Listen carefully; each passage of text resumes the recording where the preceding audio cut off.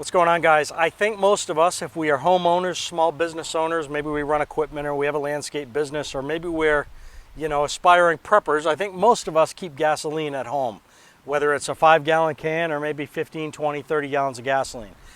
I keep roughly 30 gallons of gas on hand at all times, and I've done that ever since I got burned during a storm about 10 years ago.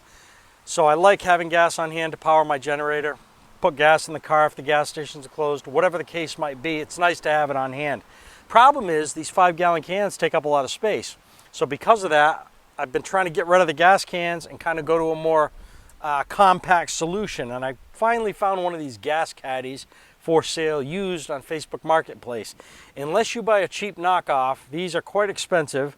Whether you get a 25 or 30-gallon caddy, you're going to spend, upwards of $1,000 or more, depending on the brand you buy. This one's used. It's a little beat up, as I'll show you in a second, but I think it's going to serve our purpose for considerably less. This is made by Handy. This is a 30-gallon, like I said before. It's got a manual pump. It's bi-directional pump, so if I turn this handle clockwise, it will dispense fuel from the nozzle here. If I turn it counterclockwise, it'll actually draw fuel back into the tank. It's got a filler neck there with a debris screen down on the bottom. When I picked this thing up yesterday, there was actually quite a bit of rust and debris down in that screen, so I laid the tank down on its side and I blew that out with my compressor.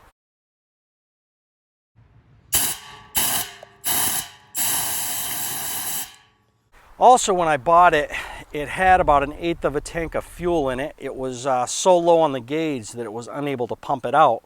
So I ended up draining the system, and I did that by pulling that drain right there.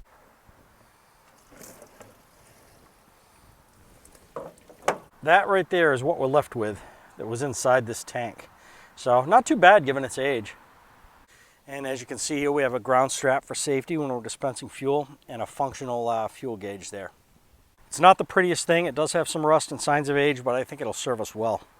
So the first thing we're going to do is ground it, and I'm just going to use the running board bracket on the truck there. Now we're going to take our hose, put it in the truck, and if I didn't mention it already, every 12 cranks of the handle dispenses, I believe, 1 gallon of gasoline. So if you know the capacity of whatever you're filling, you can just count the revolutions of the crank to know when you're going to be full, or close to.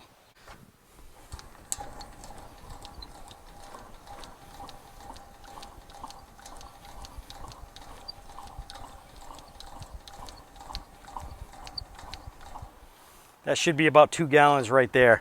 Now to drain this hose, I can turn this in reverse. It'll take most of it out of there.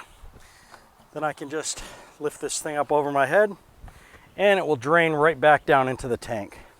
Experience is a great teacher, and I think it was back in 2011 we had a power outage here, an extended one that lasted 2 weeks. And during that time, even a lot of the gas stations were closed, and the ones that did remain open either ran out of fuel or had horrendous lines.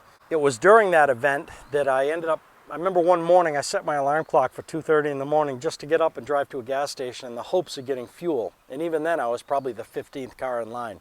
So I decided after that we were going to keep a little gas on hand to avoid a repeat of that. You can't last forever on 30 gallons, but it's certainly nice when there's a storm rolling in and you don't have to worry about running out for fuel. Thanks for watching. See you on the next one.